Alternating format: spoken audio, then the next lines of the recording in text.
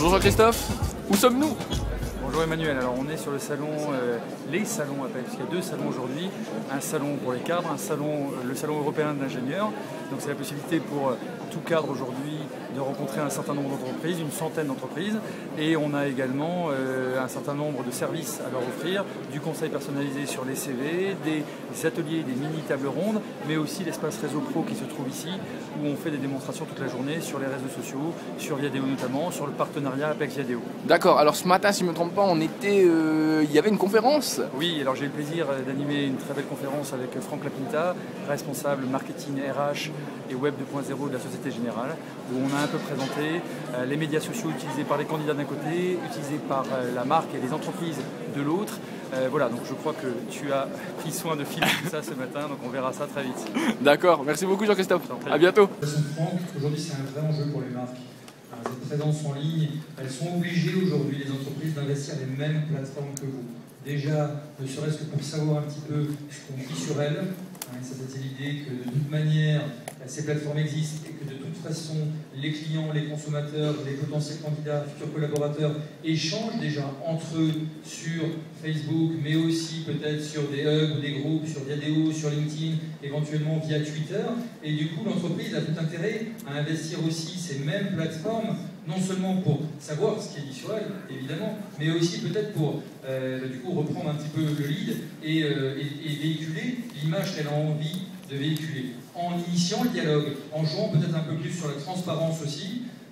Voilà, donc ça c'est un enjeu, et puis via un blog, puisque c'est le cas aussi pour la Société Générale, via ces différents médias, c'est aussi initier un dialogue un peu différent. On est plus dans le côté convivial, dans l'échange avec les clients, les consommateurs et les futurs collaborateurs. Pour vous donner quelques chiffres, Facebook c'est 500 millions, voire même 550 sur les derniers chiffres. C'est énorme, hein. C'est un douzième de la population mondiale qui est sur Facebook aujourd'hui, donc c'est quand même une réalité, il faut en prendre conscience. Twitter 150 millions, voire un peu plus, hein, il faudrait que je réactualise mon chiffre. LinkedIn 80-85, Viadeo 35 millions. Donc vous voyez que ce sont des chiffres importants, que ces outils existent depuis 2003-2004 et qu'ils existent toujours aujourd'hui.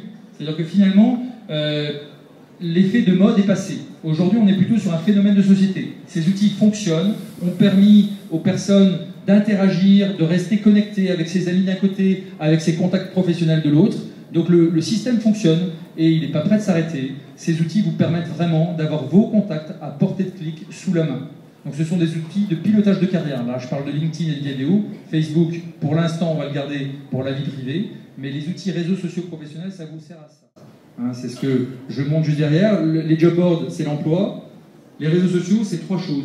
Visibilité, en étant présent dessus, évidemment. Visibilité accrue, en ayant un profil à 100%. Du coup, vous allez mieux gérer l'image que vous souhaitez donner de vous et le résultat, votre profil, va apparaître dans les premiers résultats sur une recherche sur votre nom sur Google.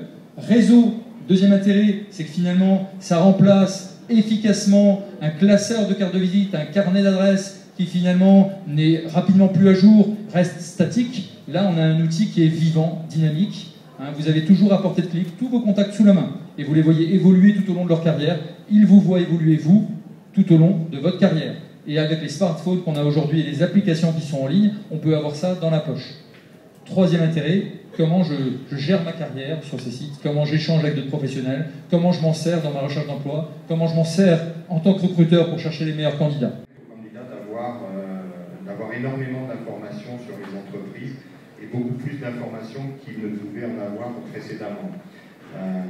Et finalement, c'est une très bonne chose. Alors, on entend beaucoup dire que les entreprises ont peur des réseaux sociaux parce qu'elles vont être critiquées, etc. Personnellement, je trouve que c'est une très bonne chose parce que ça permet finalement à chacun de mieux se connaître, au candidat de mieux connaître l'entreprise et l'entreprise de mieux connaître le candidat, notamment au travers de choses qui sont peut-être difficiles à faire passer ou sur un CV ou sur une brochure. C'est finalement de mettre dans ces discussions qui ont lieu sur les réseaux des personnes dans l'entreprise et des personnes que sont les candidats, et de leur permettre d'échanger et pour vous de connaître ce qui est vraiment la réalité d'une entreprise, quelles sont les valeurs, et surtout faire en sorte de limiter les risques d'erreur de votre côté comme du côté de l'entreprise, puisque c'est quelque chose qui a toujours des impacts très importants qu'une erreur de recrutement, que ce soit de votre côté ou du côté de l'entreprise. Donc, comment les entreprises réagissent finalement à ces nouveaux phénomènes, à ces nouveaux comportements avec des candidats qui vont donner leur avis à partir du moment où ils ont passé un entretien, fait un stage, ils vont donner leur avis sur l'entreprise. Et vous, ça va vous donner du coup des sources d'informations supplémentaires. Ce qui se passe finalement du côté des entreprises, c'est qu'on se rend compte qu'il va y avoir sur ces réseaux des conversations finalement entre les candidats et ma marque, parce que moi aussi je vais essayer de rentrer, de faire partie de ces discussions et d'expliquer quelle est la réalité de mon entreprise, quels sont les types de profils que je recherche, quels sont les côtés humains que je vais rechercher. Et le deuxième aspect, c'est que finalement que je participe ou pas à ces conversations en tant qu'entreprise, ces conversations elles vont avoir lieu, puisque encore une fois vous allez vous renseigner ou donner votre avis. Ça veut dire finalement que pour les entreprises, cette présence sur les réseaux sociaux, elle devient extrêmement importante, puisque ça va devenir un critère de choix. Et là je ne parle pas nécessairement que pour les candidats, mais si là vous remettez votre casquette de consommateur et que vous voulez aller chercher une information sur un hôtel ou un voyage, vous aurez le site de l'Air France ou de Jet2, mais surtout vous irez voir des sites comme TripAdvisor qui vont vous expliquer effectivement comment est vraiment l'hôtel, comment est vraiment la chambre d'hôtel, et vous n'aurez pas que comme source d'information que la photo de la plus belle chambre, mais aussi des commentaires sur celle qui donne sur la voie ferrée. Le deuxième élément, et c'est un élément qui est très très important pour les entreprises et pour les départements de communication des entreprises au sens large, c'est que finalement, avant cet avènement des réseaux sociaux, les entreprises choisissaient le média sur lequel elles souhaitaient parler, la télévision, la radio, elles choisissaient le moment de cette diffusion, c'était plutôt le soir, c'était le matin à la radio, et elles choisissaient le message. Et puis les règles du jeu finalement, c'était de couvrir un maximum de personnes, donc avec des médias très très puissants, et puis faire de la répétition, plusieurs spots de façon à faire entrer le message. Aujourd'hui, on se rend compte que ces sujets de discussion sur l'entreprise, sur les produits, donc sur l'entreprise en tant que recruteur, sur les produits, elles ont lieu sur ces réseaux sociaux. Et que si une grande partie des décisions que peuvent prendre les clients ou les candidats se font au travers de ces réseaux, il faut faire en sorte de pouvoir y contribuer un minimum, et en tout cas pour pouvoir donner notre vision et faire passer notre message d'une façon un petit peu différente. De façon très schématisée, ça veut dire qu'aujourd'hui on parle finalement de moins en moins de marques et davantage de réputation, où sur la partie gauche vous avez finalement l'entreprise en tant qu'institution qui communiquait. Aujourd'hui, finalement ce qui va faire la réputation d'une entreprise, ce sont toutes ces discussions auxquelles vous allez participer ou au sein desquelles vous allez aller chercher de l'information. Vous avez compris avec la présentation de Franck, aujourd'hui c'est un vrai enjeu pour les marques. Cette présence en ligne, elles sont obligées aujourd'hui, les entreprises, d'investir les mêmes plateformes que vous. Déjà, ne serait-ce que pour savoir un petit peu ce qu'on dit sur elles, c'est l'idée que de toute manière, ces plateformes existent et que de toute façon, les clients, les consommateurs, les potentiels candidats, futurs collaborateurs échangent déjà entre eux sur Facebook, mais aussi peut-être sur des hubs ou des groupes, sur Viadeo, sur LinkedIn, éventuellement via Twitter. Et du coup, l'entreprise a tout intérêt à investir aussi ces mêmes plateformes, non seulement pour savoir ce qui est dit sur elle, évidemment, mais aussi peut-être pour du coup reprendre un petit peu le lead et véhiculer l'image qu'elle a envie de véhiculer, en initiant le dialogue, en jouant peut-être un peu plus sur la transparence aussi. Justement, l'autre avantage de ces nouveaux outils, c'est que la relation ou la mise en contact va se faire un petit peu plus tôt. Finalement, le recrutement, c'est quoi? C'est l'entreprise qui va poster une offre, vous qui allez postuler, et puis ensuite vous allez passer 1 ou 2 entretiens dans l'entreprise.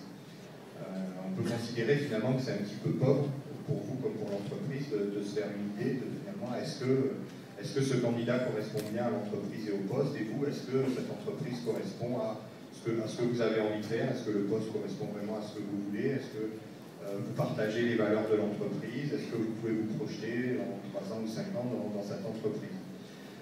Encore une fois, l'intérêt de ces réseaux, c'est que Alors, bien évidemment, il ne s'agit pas de dire à tous les candidats, si vous n'avez pas votre blog, vous ne serez jamais recruté, etc.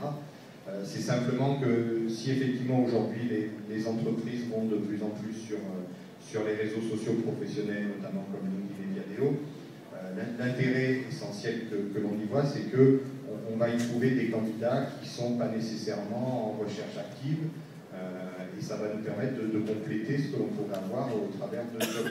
Ce qui est important par rapport à tout ce qu'on vient de vous dire, c'est que l'engagement sur ces sites est essentiel. On parle de retour sur investissement pour une entreprise, on parle de retour sur engagement pour votre visibilité en ligne. Donc plus vous allez vous rendre visible, mais surtout donner aussi pour recevoir demain, finalement ce qui préside au fonctionnement des réseaux sociaux, c'est la même chose que pour le réseau au sens large.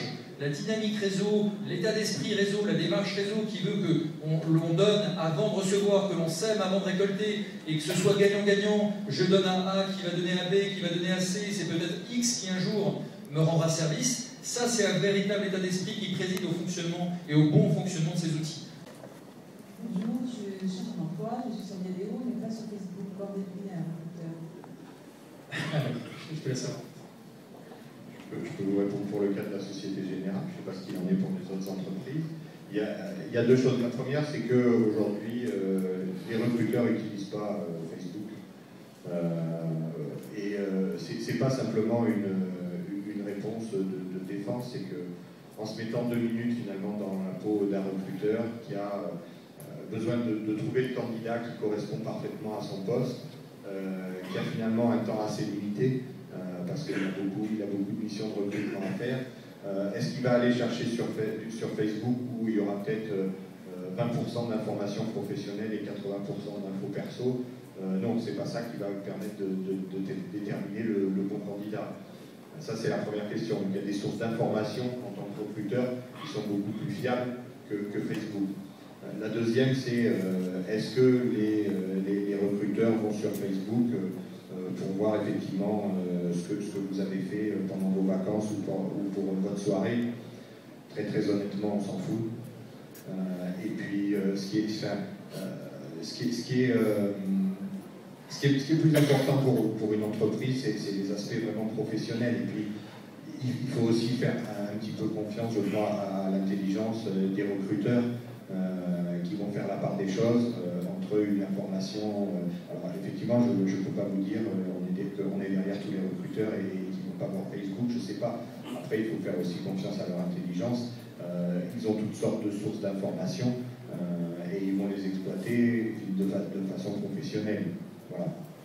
LinkedIn, Sync, Viadeo, comment je fais le choix? Est-ce que je pars sur les 3? Ok, merci. Alors, très bonne question. 3, c'est beaucoup. 2, je pense que c'est tout à fait possible. Ce que j'ai coutume de dire, c'est de ne pas forcément faire un choix a priori. C'est-à-dire qu'on a trop l'habitude schématiquement de dire Viadeo, c'est le meilleur site en France, LinkedIn, c'est pour l'international. Sauf qu'aujourd'hui, sur Viadeo, il y a 3,5 ou 4 millions de Français sur les 35 millions de membres. Donc les autres, ils ne sont pas en France. Okay, et de la même manière, même s'il n'y a que 2 millions de Français sur LinkedIn, sur certains postes, sur certaines fonctions, marketing, IT et autres, quelquefois il est plus pertinent en France d'être sur LinkedIn que sur Viadeo. Donc il n'y a pas forcément de choix à faire a priori. L'idée c'est qu'en étant présent sur ces deux sites, avec la même photo, avec les mêmes informations, ça va contribuer à la cohérence de l'image que vous souhaitez donner, et en même temps, vous allez trouver d'un côté des personnes qui ne sont pas nécessairement de l'autre. Du coup, vous pouvez avoir, comme si vous aviez 2 classeurs, 2 cartes de visite. Hein. Comment vous interprétez-vous ces recommandations? Comment faire le tri? Comment gérer les recommandations de qualité? Et qu'est-ce que ça peut introduire en termes de recherche de contact ou de recommandation de la part d'un recruteur? C'est difficile pour un recruteur finalement de faire la part des choses entre une bonne recommandation, en tout cas une vraie recommandation, et puis un échange mutuel de recommandations pour se faire plaisir. Donc partant de là, aujourd'hui, ça va pas être un critère qui va être véritablement déterminant pour moi. Aujourd'hui, on voit bien que je vais demander une recommandation à une personne, et puis je vais la recommander en même temps. Et finalement, quelle est la valeur de cette recommandation? Alors, autre question. Qui d'entre vous dispose effectivement d'un profil sur un réseau professionnel? Il y a des Finalement, tout ce qu'on vous a raconté, vous le savez. Hein.